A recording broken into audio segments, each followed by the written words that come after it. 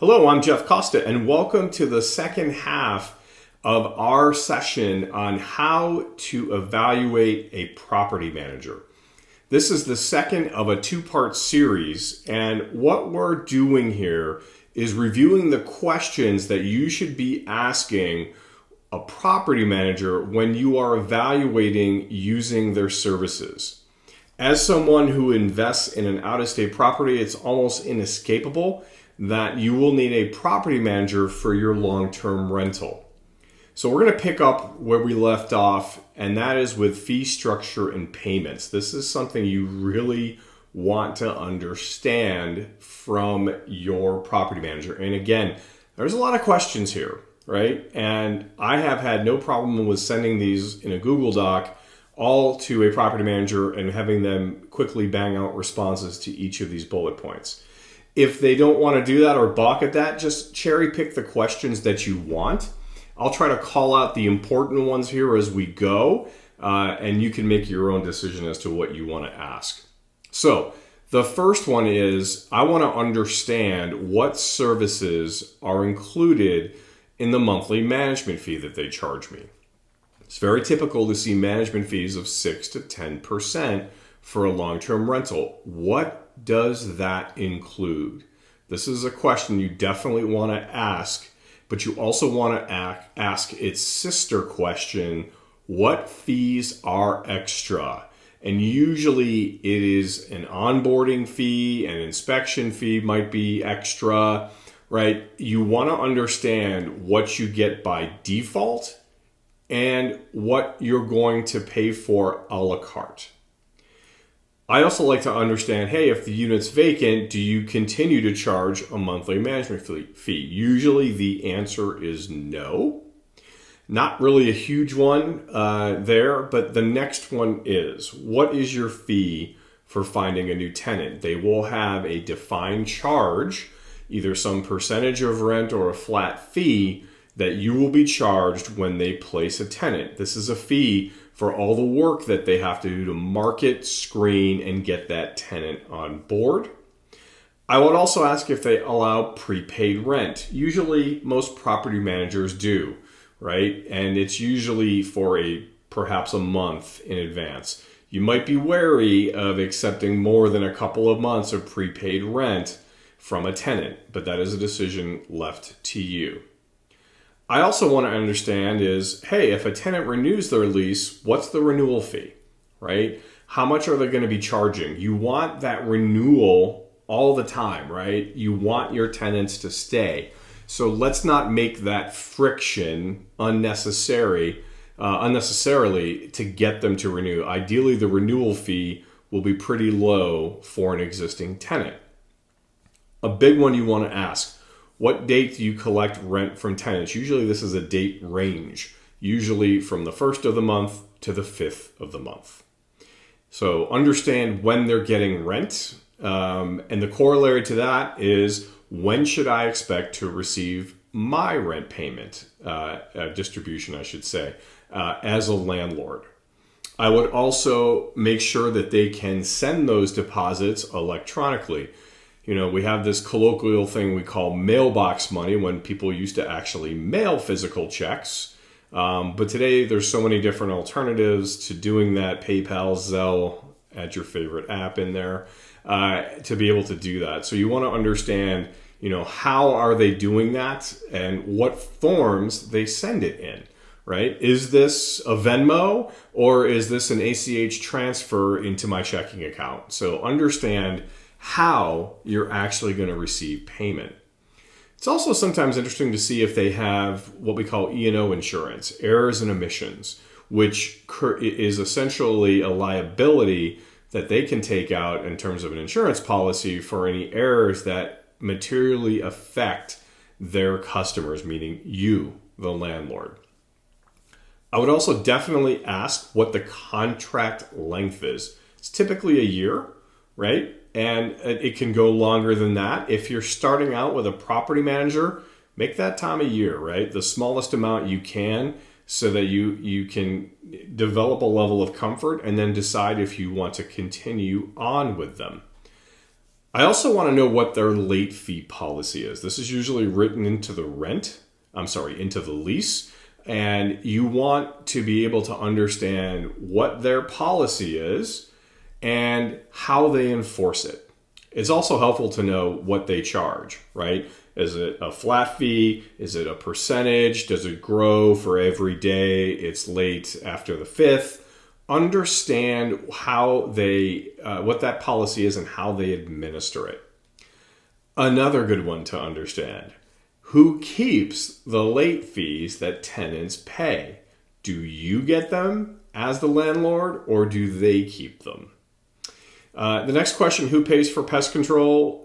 It's rare that you'll see a property manager doing that. Usually it's you as the landlord, so not a hugely important question to ask for there. But the last one is, how do I terminate services? Now, this is usually spelled out in the contract that you will sign with a property manager, right? But you want to, as you're doing your screening, you want to understand how that works. Okay, let's go on to the next section. Another big important section is leases and tenant screening, right? It is a well-known fact that the better your tenant screening, the more reliable your cash flow will be. Ideally, you'll have tenants that take care of your property, and you want to understand how this property manager creates its lease, how they screen tenants, and how they do that on a go-forward basis. So, first question I ask is, when do you start gauging interest in a renewal, right? How far from lease expiration? Do you do this a month in advance? Hopefully not. Hopefully they're talking about 2 to 3 months out, talking to existing tenants to see if they want to renew. And when they do renew, you want to understand how that property manager is calculating the renewal rent, right? Is it a flat markup of 2% a year? Something else? Do they actually go out and do their homework for comparable properties and look at comps for market rent, right? You want to understand how they are coming to the conclusion of how much to charge. And it's rarely the case that you would keep the rent the same year over year. You usually want to at least have something like a $50 increase to keep up with inflation. But, honestly, you want to understand how they're doing that calculation and how do they decide to do it. And if you have a role to play, right? If an annual rent increase is coming, does that get discussed with you, or is it done automatically? And sometimes annual rent increases are actually written into the lease that the tenant signs. So that gives the tenant visibility into when that lease is expired that they're currently signing, what they can expect for the next year. Another one, do you recommend lowering the rent to fill a vacancy? This is a good question, albeit a loaded one, right? We haven't seen too many years of needing to lower rents, but you want to understand the tactics that they do here, right? How would they do this? When would they do this? I also want to understand their philosophy on tenant selection.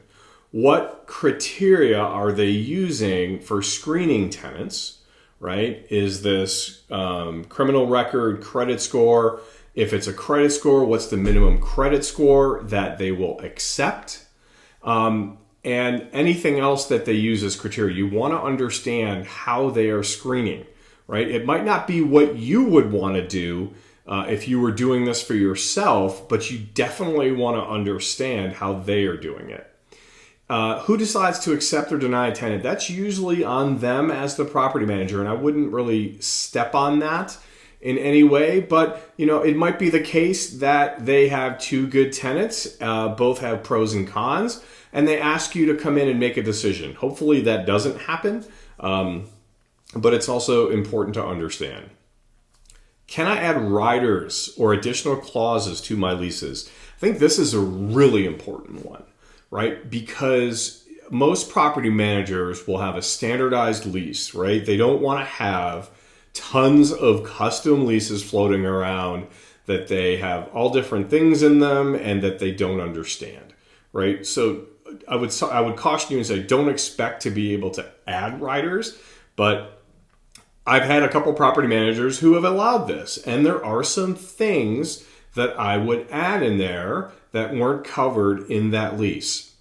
The underlying thing here too is that yes, you should, as the property owner, be reading the lease that they're going to use.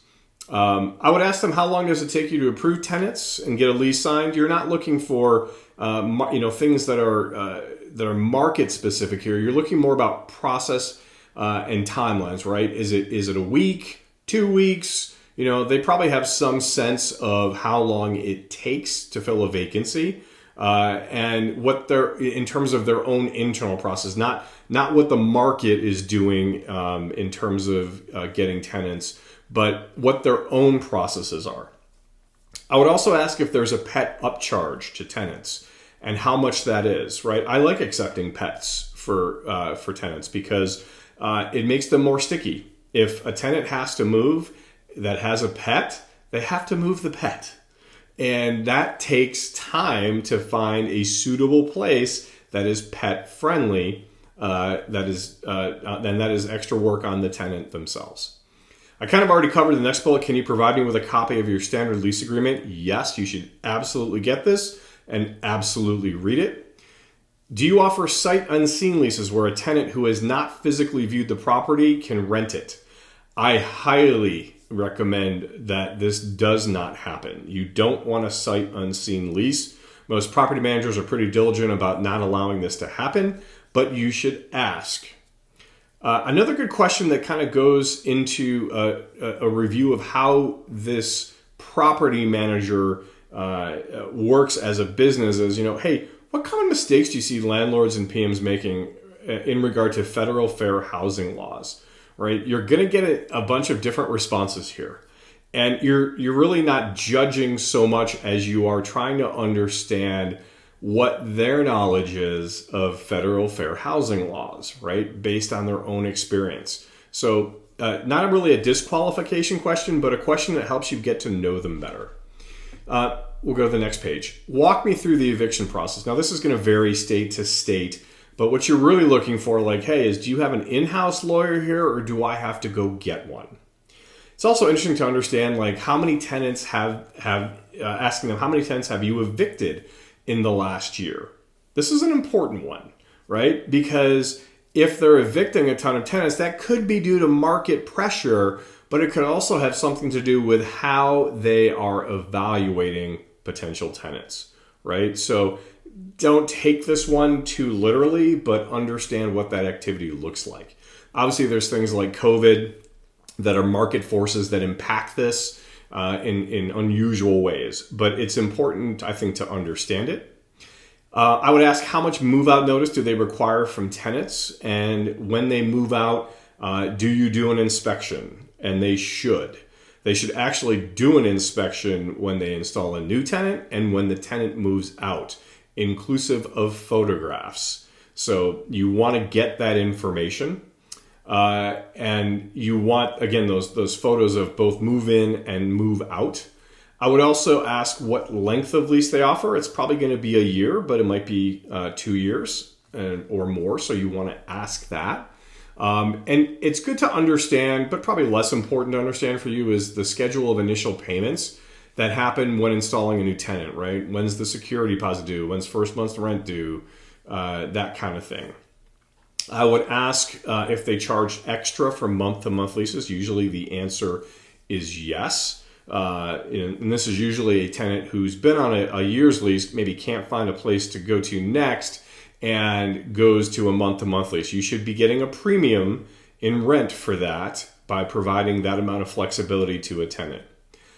Do they have a lease breakout clause? This allows a tenant to get out of a lease. You want to understand how a tenant can potentially get out of it.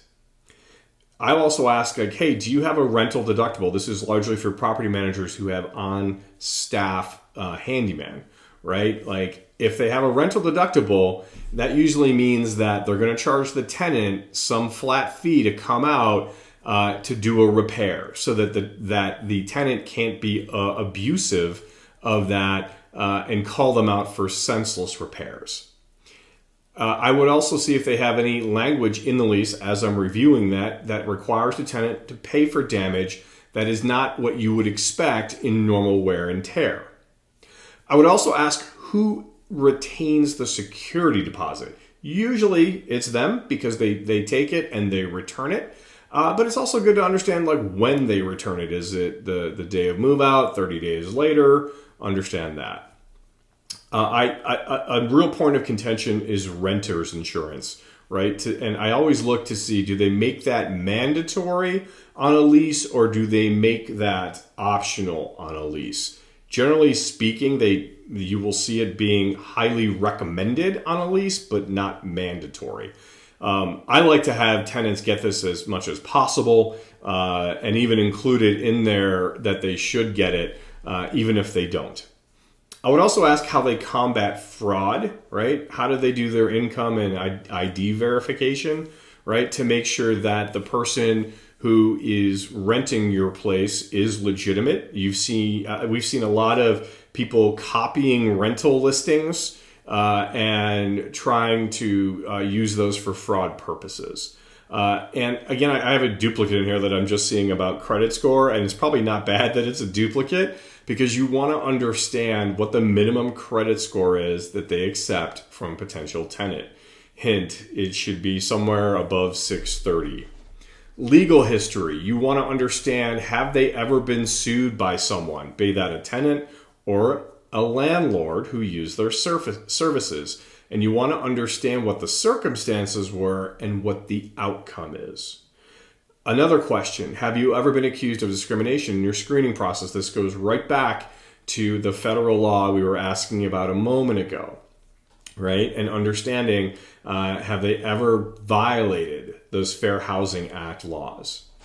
The next section is property maintenance. And one thing you want to understand here is if you've got a big CapEx project, like a kitchen remodel, do they have a set of subcontractors that they like, know, and use that you can implement and use for your project?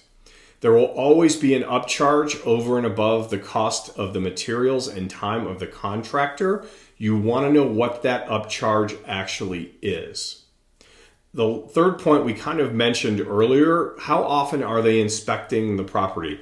You absolutely should have it at move-in and move out, but you might want to see when do they do it? Is it every 6 months? Do they do it right before renewal? What's that schedule look like? And it's often a really good thing that they perform annual walkthroughs and property assessments. This is something you should ask for, right? Have them, walk in detail through the property and report back to you what the condition is. Also, I want to know, like, hey, how often are you in the neighborhood? How often do you just do a drive-by to see, what the condition of the property looks like? And understand from them how normal property maintenance works, right? What do they typically do for tenants? I also asked this next question, their personal philosophy on deferred maintenance. You should have a general answer here of it sucks and we don't believe in it. So not a high value, high yield question to ask. But the next one is, right? Like and we kind of covered this earlier, right? Do you use a skilled handyman or outside vendors? If they do use outside vendors, you should absolutely ask if they are licensed, bonded, and insured. You should not be using vendors who are not to protect your interest. I would also ask what their minimum dollar spend is on repairs before calling you. There's usually a threshold there, $250, $500, whatever that is. And they are free to spend up to that limit without calling you to approve it. Understand what that limit is and make sure that if you have a repair, that they're communicating the need of that repair and who is going to be doing it. If you have an HVAC go out, make sure you understand what's going on, how it's going to be fixed, when it's going to be fixed, and all the details in between. I also ask for photos of any repairs that are done. You do some electrical work with an electrician, I want to see the before and after, right? I am not on this property. I cannot see it myself by walking into it. I want to see the before and after, and you should absolutely do that. Again, you should also expect to have a markup or coordination fee for anything that they're doing, and understand what activities, if any, are performed when the property is first put into service, right? Usually there's nothing special that they do, but it might be a question you want to ask. All right, we're getting near the end here. So a couple final categories. Tenant relations. This kind of goes back to using a portal, right? How do they keep track of the properties they maintain? How do they manage tenant maintenance requests? This is a big one, right? The last thing you want is your tenant calling to get a repair and it goes off into the ether, never to be heard from again, right? You want to make sure that there's a system in place to track and enter maintenance requests. And also understand how they allow tenants to reach out to them. Do they only allow the tenant to reach out to them through the portal, or can the tenant text them? It's good to understand like how your tenants can actually get a hold of your property manager. And as a corollary to that, how long do they typically respond, right? What's the time frame? And usually the answer to that is this an emergency or not an emergency, right? So you want to understand what their emergency response is and how they also handle off-hour emergencies that happen on weekends or outside the 9 to 5 typical method.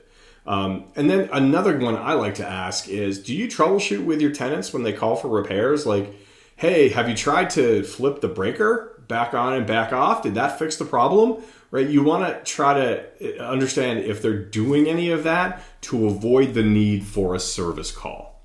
And then finally, property marketing strategy. You want to understand how they're going to market your rental, right? The best way to do that is to have them send you an example for something that they already have listed, right? And sometimes you can find those if they maintain their own website, and they should. They might have a listing on their own website, and you can go look at that and judge how they're creating those listings, right? What do the photographs look like? What do the descriptions look like? I like to understand who writes the descriptions. If I wanted to highlight something in a property description like, hey, newly remodeled kitchen, be the first to use it. Do I get that opportunity, right? I would also understand if they use social media for marketing, right? And what common websites they actually list on. Things like rent.com and apartments.com and Zillow, right? Like, you just want to make sure you've got coverage there, right? That they're not just doing one channel or a pair of channels. You want to get as widespread coverage as you possibly can. All right, that's it for this session. I'm going to post this entire document in the description of the episode so that you can grab it, make a copy for yourself, and use it as you screen your own property managers. Thanks, everyone, for attending, and we'll see you next time.